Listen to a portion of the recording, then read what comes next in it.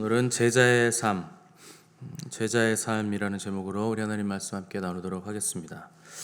우리가 13절을 벌써 세 번째 보고 있는데 오늘은 마가에 대한 내용을 다루게 될 겁니다. 오늘로써 베드로전서가 64번째 시간인데 내일 65번째까지만 하면 베드로전서 강해 설교가 이제 끝이 나게 됩니다. 오늘 우리가 살필 것은 마가라는 사람입니다. 오늘 13절 하반절에서 내 아들 마가가 너에게 문안한다, 베드로가 이렇게 썼는데 여기 마가는 마가복음을 기록한 그 마가를 말하는 겁니다. 마가는 로마식 이름이고 정확하게 발음하면 원래 마르쿠스라고 불러야 되고 히브리식 이름으로 쓰면 요한이라고 부르고 헬라어로 쓰면 요하네스라고 발음하는 사람인데 사도행전에 보시면 요한 마가라는 사람이 등장하잖아요. 그러니까 요한이라는 히브리식 이름과 마가, 마르쿠스라는 로마식 이름을 붙여서 요한 마가라고 부르는 겁니다. 신기하게도 마가는 복음서 중에 하나를 쓴 마가복음의 저자인데 복음서에서는 등장하지 않는 사람입니다. 다만 이제 마가복음에서 한 청년이 벗은 몸에 배옷 이불을 두르고 잡혀가시는 예수님을 따라가다가 사람들이 잡으려고 하니까 배옷 이불을 버려두고 알몸으로 도망갔다, 이런 표현을 마가가 썼는데 본인에 대한 것을 썼을 것으로 추정해서 거기에 한번 등장하는 사람, 그 청년이 마가인 것으로 알려져 있습니다. 마가 이름이 처음으로 등장하게 되는 건 이제 사도행전이죠. 거기서도 이제 마가 요한이라는 이름으로 기록되어 있는데 뭐 그렇게 좋은 이미지로 처음에 등장한 건 아니었습니다. 바울과 바나바가 1차 전도 여행을 다녀와서 이제 2차 전도 여행을 떠나기 위해서 팀을 꾸리고 있었는데 이 요한 마가가 바나바의 사촌이거든요. 그래서 이제 바나바가 2차 전도 여행 때 마가를 데려가자 이렇게 제의를 했는데 바울은 그것을 반대합니다. 왜냐하면 1차 전도 여행 때 요한 마가가 중간에 자기는 더 이상 못하겠다 해서 돌아가는 바람에 전도 여행에 심한 좀 타격이 있었기 때문에 바울이 그것을 기억해서 2차 때는 데려가지 못하겠다라고 결론을 내렸고 바나바는 데려가야 된다, 다시 한번 기회를 줘야 된다라는 의견을 가지고 있었기 때문에 이 요한 마가 때문에 바울과 바나바가 심하게 이제 의견 충돌을 하게 되면서 이제 둘이 갈라지게 됩니다. 그래서 2차 전도 여행은 바나바가 마가를 데리고 남쪽 구브로 키프로스 섬이죠. 그 섬으로 이제 배를 타고 바나바는 따로 마가와 함께 가고 갈라진 바울은 실라를 데리고서 북쪽으로 육로를 통해서 2차 전도 여행을 떠나게 되면서 이제 바나바와 바울이 결별하게 되고 이때부터 바나바는 사도행전에서 그 이름이 나오지 않게 됩니다. 실라를 데리고 육로를 따라 2차 전도 여행을 떠나게 됐는데 이때부터 바나바의 이름이 사라지면서 요한 마가라는 이름도 사라지면서 이제는 마가라는 이름으로 본격적으로 이제 계속 등장하게 됩니다. 근데 오늘 본문에서 베드로가 내 아들 마가라는 표현을 쓴 것으로 봐서 사도행전에서 보였던 그 중간에 전도 여행을 포기했던 약했던 모습과는 달리 마가가 영적으로 엄청난 성장과 진보를 이뤄서 이제 성숙한 그리스도인의 제자가 됐다 하는 것을 우리가 알 수가 있습니다. 그러니까 바울이나 베드로가 바울이 그 디모데를 아들이라고 부르고 베드로가 마가를 아들이라고 부르는 이유는 자기들이 제자였기 때문에 그렇게 부르는 거거든요. 그러니까 훈련을 시키고 제자 삼아서 키운 사람들이기 때문에 아들이라 이렇게 표현을 쓰는데 이로 보건대 마가가 베드로의 제자가 되어 그리스도의 제자가 되는 길을 걸었던 것으로 우리가 추정을 해볼 수가 있겠습니다. 자, 교회가 하는 일은 뭔가 이렇게 그리스도의 제자를 만드는 것, 이것이 바로 교회가 하는 일이고 우리가 하는 일입니다. 그러니까 제자가 되어서 제자를 또 삼는 것, 이것이 그리스도인들이 하는 일이죠. 그래서 교회에 문제가 있는 경우에 항상 제자도의 결핍의 원인이 있다 하는 말이 있습니다. 그 성경에 보시면 그리스도인이라는 말은 딱 3번 나오거든요. 근데 제자라는 말은 269번이 신약 성경에만 269번이 나옵니다. 신약 성경은 그리스도의 제자들에 관한 그리고 제자들에 의한 또 제자들을 위한 책이라고 해도 과언이 아닐 정도로 이 제자와 제자의 길, 제자도에 대해서 굉장히 중요하게 다루고 있고 또 가르치시고 뭐 복음을 전하시고 또 가르치시고 또 치유하시고 이 세 가지 사역을 하셨지만 사실 그 모든 일들을 누구를 위해서 이것들을 하셨는가? 제자들을 훈련시키기 위해서 제자들과 동거동락하시면서 주님의 사역을 계속 하신 겁니다. 그리고 마지막에 승천하시기 전에 친히 키우신 제자들에게 대위임령으로 남기신 것이 너희는 가서 모든 족속으로 제자를 삼아 아버지와 아들과 성령의 이름으로 세례를 주고 내 말을 가르쳐 지키게 해라, 이렇게 부탁을 하시고 올라가셨는데 희한하게도 오늘날 교회 안에는 이 명령에 부합하는 제자는 없는데 자칭 그리스도인이라 칭하는 사람들은 너무나 많다는 건 아주 기이한 현상이 현대 교회에서는 일어나고 있는 겁니다. 그리스도인인데 제자가 아니다. 나는 제자지만 그리스도인은 아니다. 나는 그러니까 제자와 그리스도인 두 개가 따로 노는 현상이 일어나고 있는 건데 사실은 불가능한 겁니다. 그리스도인이면 제자일 수밖에 없고 당연히 제자이기 때문에 그리스도인이라는 것이죠. 제자는 누군가 그 스승을 따르고자 하는 갈망 그리고 그 결단 때문에 내 삶의 자리에서 나의 삶을 재조정해 나가는, 꾸준하게 조정하고 변화시켜 나가는 사람이 제자입니다. 목적은 하나입니다. 스승을 닮기 위해서, 그리고 스승이 가셨던 그 길을 따라가기 위해서. 그래서 주님은 친히 말씀하시기를 제자가 그 선생 같으면 족하다 말씀하셨고 온전케 된 자는 그 선생과 같다, 이렇게 말씀하셨습니다. 그러니까 그리스도의 제자는 그리스도처럼 되기 위해서 일상을 체계적이고 점진적으로 계속해서 재조정해 나가는 사람이라 이렇게 정의 내릴 수가 있습니다. 근데 희한하게도 제자가 아닌 사람인데도 그리스도인이라 하는 사람들이 너무나 많고 오늘날 교회 안에 나는 예수 그리스도를 믿는다 하는 사람들이 많은 겁니다. 근데 그 사람들의 중요한 일이 뭐냐 이렇게 잘 보시면 예수 그리스도처럼 되는 것보다 다른 중요한 일들이 항상 넘쳐나고 있다 하는 것이 제자가 아닌 사람들의 특징입니다. 주님이 예를 드셨던 것은 나는 밭을 사서 잔치에 못 갑니다. 혹은 뭐 결혼을 해야 됩니다. 소를 사서 지금 소가 어떤지 봐야 되고 이 소를 좀 돌봐야 됩니다. 뭐 이런 사람들이 항상 있다 하는 것이 주님의 말씀이었거든요.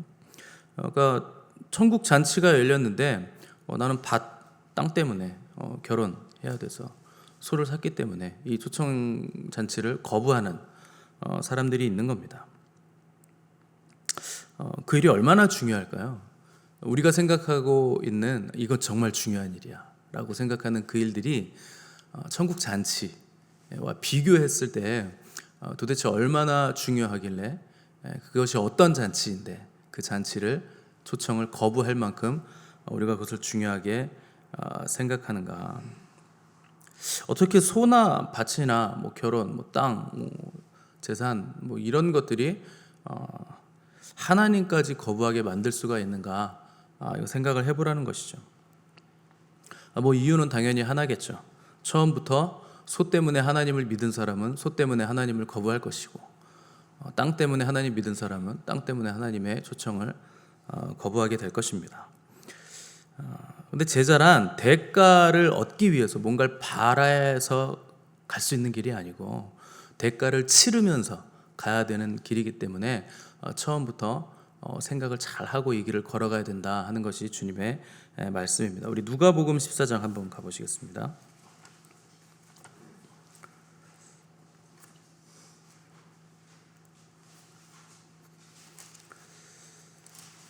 누가복음 14장 26절에서 33절까지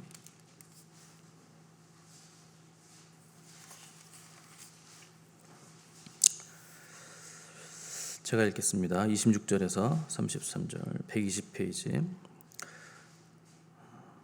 물은 내게 오는 자가 자기 부모와 처자와 형제와 자매와 더욱이 자기 목숨까지 미워하지 아니하면 능히 내 제자가 되지 못하고 누구든지 자기 십자가를 지고 나를 따르지 않는 자도 능히 내 제자가 되지 못하리라.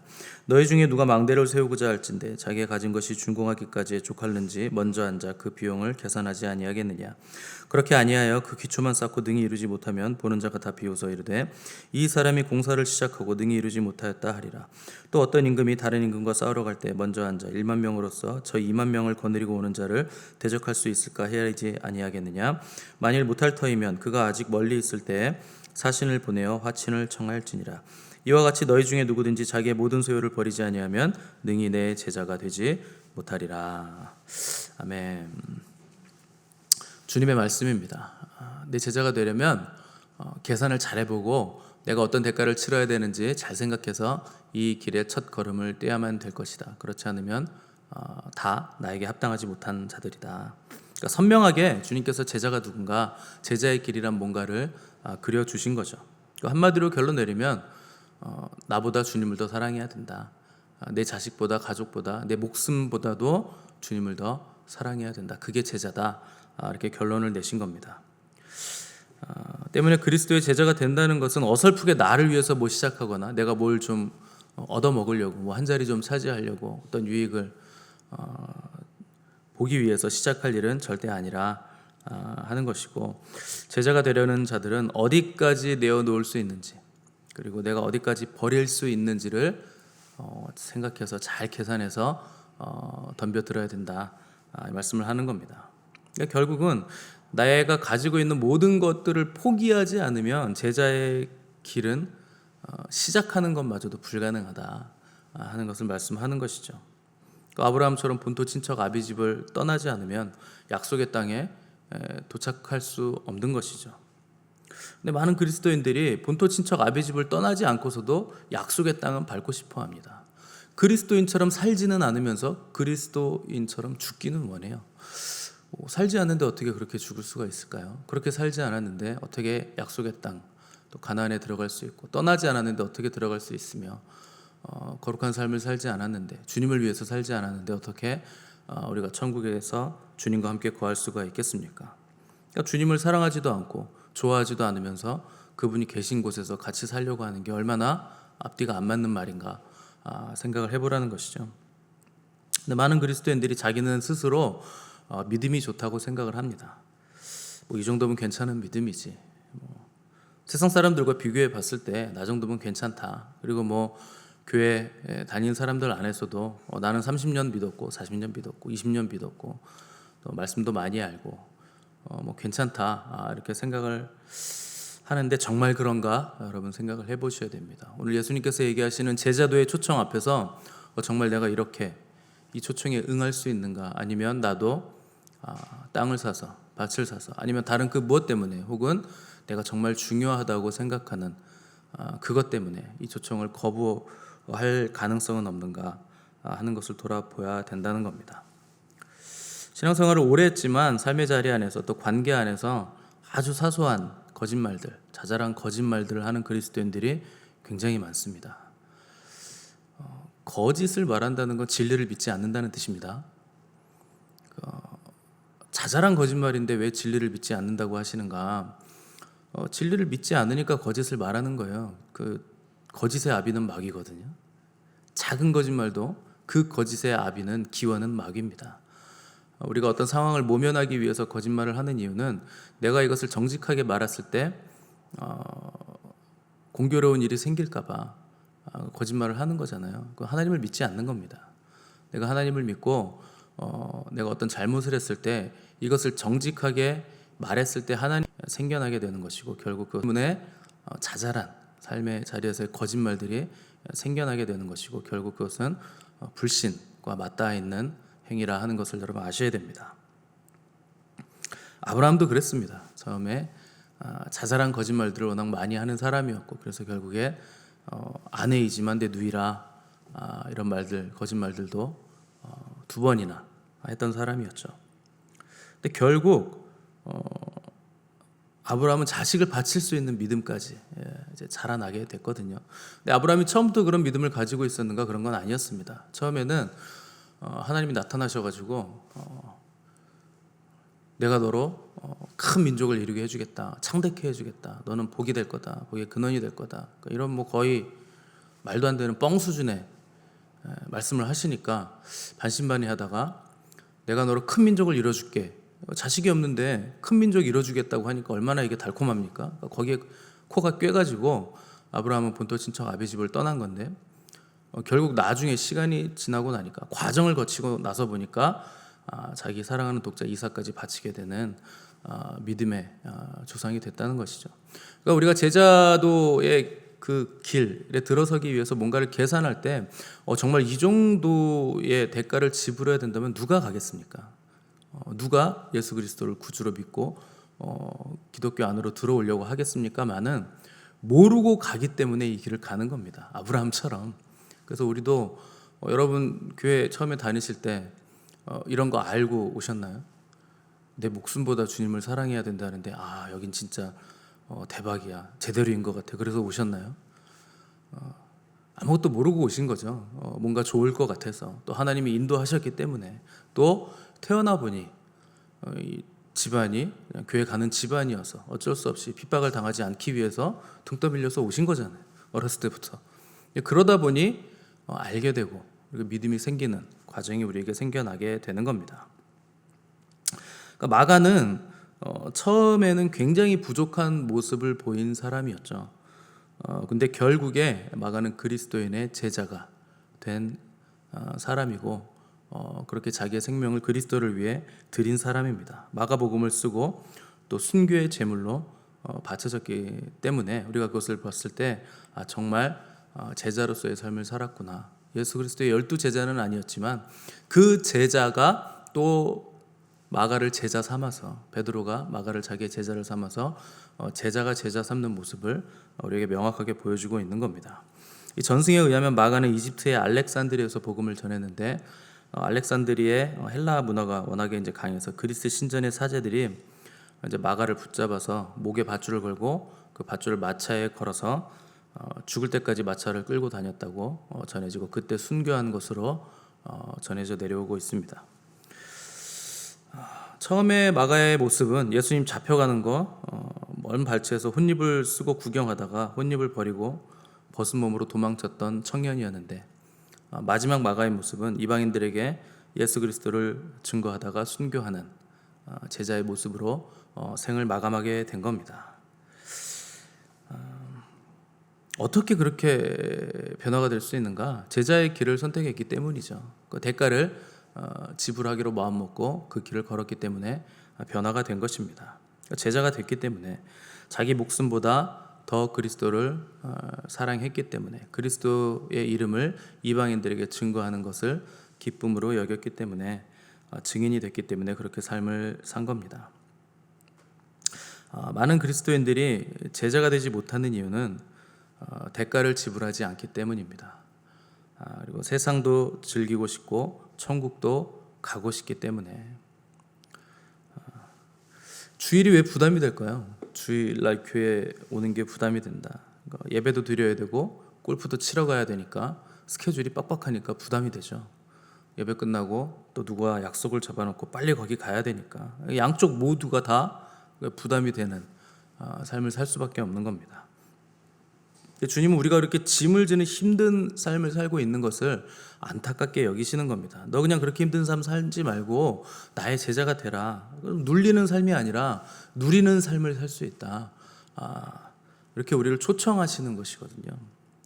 그러니까 우리가 만약에 그냥 편안한 삶을 이 땅에서 살려고 한다면 예수님 안 믿는 게 사실은 훨씬 편안합니다.